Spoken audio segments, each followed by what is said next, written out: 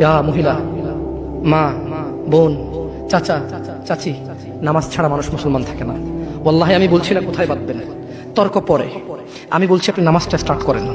আমি বলছি না যে তারা ওই 20 রাকাত পড়বেন না 8 রাকাত পড়বেন। আমি বলছি যে আপনি পড়েন, 2 রাকাত হইলেও পড়েন। আমি বলছি যে আপনি ঈশার নামাজ 15 রাকাত দরকার নেই, আপনি শুধু 4 পড়েন। আমি কি বলছি সুন্নত বাদ দিতে? আমি বলছি যে তুমি পড়ছো না, শোনো, ভয় পেও না, ঈশার নামাজ 15 রাকাত তোমার উপরে ফরজ নয়। আমি তোমাকে না করছি না 15 রাকাত পড়তে, আমি বলছি যে তুমি নামাজই পড়ো না, 4 পড়ো। এই 4 রাকাত ঈশা না পড়লে তুমি মুসলিম নও, 3 রাকাত মাগরিব না পড়লে তুমি মুসলিম নও, 4 রাকাত আসর না পড়লে তুমি মুসলিম নও। দেখো আমাকে দোষ দিও না, বুখারী খোলো, সালাত অধ্যায়ে যাও, আযান অধ্যায়ে যাও।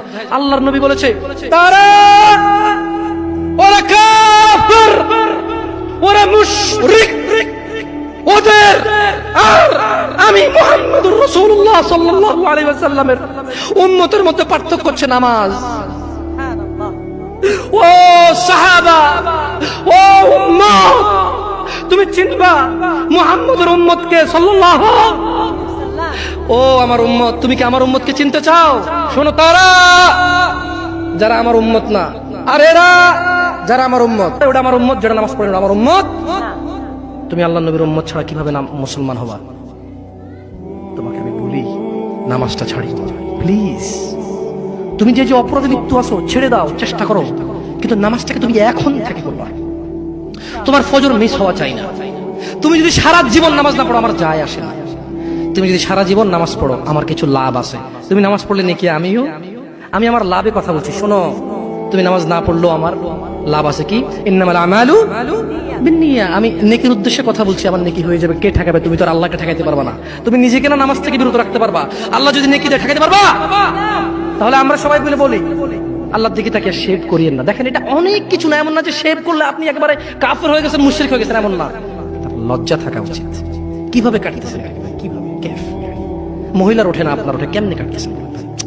গলা কেটে দিবেন? কাটবেন না কেন? এটা হারাম। এটা কাটাও তো হারাম। শুকর খাওয়া কি হারাম?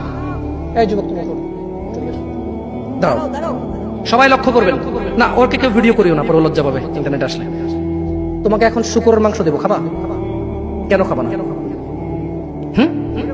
জোরে বলো। আপনি শুকরের মাংস খাবেন?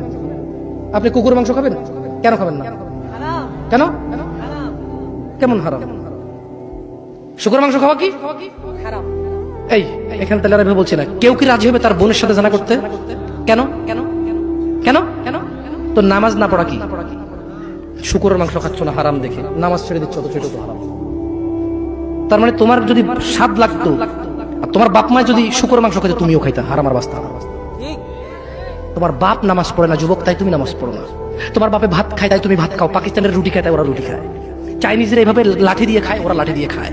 শোনো, তুমি বলতে চাচ্ছ তুমি শুকর খাও না কারণ এটা হারাম, তুমি মিথ্যু, তুমি একটা চরম মিথ্যাবাদী, ধোঁকাবাজ। তুমি বলছো তুমি শুকর খাও না, এটা হারাম না? তো তাহলে তুমি নামাজ না পড়ো তো হারাম, তা তুমি কেমনে ছেড়ে দিচ্ছ? এই যুবক, তোমাকে যদি বলে ন্যাংটা হয়ে হাঁটো, হাঁটবা? কেন? কেন? কেন? ন্যাংটা হয়ে কেন হাঁটবা না? কি নোংরা কাজ? নামাজ পড়ো না, তোমার শরম লাগে না? শুকরের মদ কি রাস্তায় হেঁটে মদ খেতে পারবে? কার সাহস আছে? এখানে সাহসের অভাব নেই, বাপরে বাপ, এই কথা বলে আবার কারো সাহস জায়গায় দিতে চাই না। তবে অনেকেই চাইবে না, অনেকেই। কেন শরম? কেন? কারণ কেউ যদি রাস্তা দিয়ে হেঁটে হেঁটে মদ খায়, ওর সাথে কেউ মেয়ে বিয়ে দিবে? কেউ? আপনি রাজি হবেন রাস্তায় ভাবে মদের বটল নিয়ে হাতে হাতে মদ খায়, এর কাছে মেয়ে বিয়ে দিবেন? কেন? এটা নির্লজ্জ লোক মদ হেঁটে হেঁটে খায় ওপেনে। এই ছেলেটাই কিন্তু ওপেনে নামাজ পড়ে না, আপনি মেয়ে বিয়ে দিচ্ছেন। আপনি নাকি ধার্মিক? হ্যাঁ, চিটিং মেশিন। আমি আপনাকে বদনাম করতে আসি না, কিন্তু আপনি মিথ্যুক, এটা বুঝে নেন তো। আচ্ছা, আপনাকে মিথ্যুক বলার পর আমার কতটুকু লাভ হলো? 2-4 লাখ টাকা যাবে ঢুকেছে, ঠিক না? আমেরিকা থেকে আসতেছে না। আমি আপনাকে মিথ্যুক বলে লাভ নাই, আমি আপনাকে মিথ্যুক বলতে আসি নাই। তবে আমি আপনাকে বলি আল্লাহ ক্ষমাশীল, ক্ষমাকারী, ঠিক আছে? আপনি সত্য দাবিদার হবেন। একটা ছেলে প্রকাশ্যে মদ খেলে আপনি তার সাথে মেয়ে বিয়ে দেন না, একটা ছেলে প্রকাশ্যে নামাজ আদায় করে না। আল্লাহর কসম, এই পৃথিবীতে যত মদ আছে সবাই যদি একজনে খেয়ে ফেলে, সে কাফের হবে না? কি হবে না? কিন্তু এক ওয়াক্ত নামাজ ছেড়ে দিলে কাফের। ঠিক? আপনার কাছে মদ খাওয়াটা আমি কি মদ খাওয়াকে ছোট করে দেখতেছি তার মানে না? এখন কিছু লোক বলে জামশেদ ভাই বলছেন নামাজ না পড়া অনেক বড় অপরাধ। আরে মদ খা, তুই পুরো পৃথিবীর সব খেয়ালা কিছু না। আমি মনে হয় এটা বলছি, ঠিক না? না এরকম বোঝে ভাই, বোঝে এরকম অনেকে আছে বোঝে, এটা বুঝিয়েন না। আমি উদাহরণ দিয়েছি। শরম করুন। আপনি বাপের সামনে সিগারেট খেতে লজ্জা করে, বাপের সামনে বেনামাজি থাকতে লজ্জা করে না।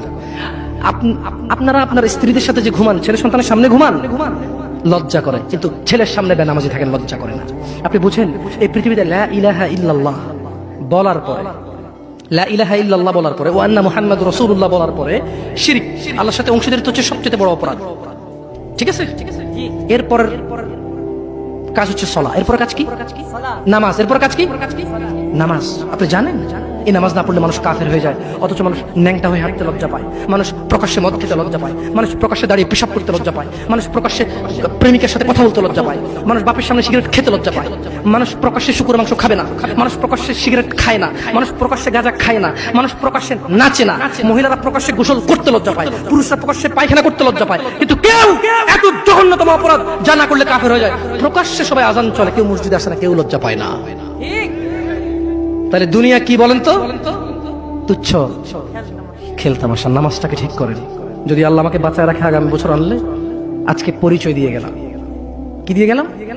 আমার নাম জামশেদ মজুমদার, এটাই আমার চলে।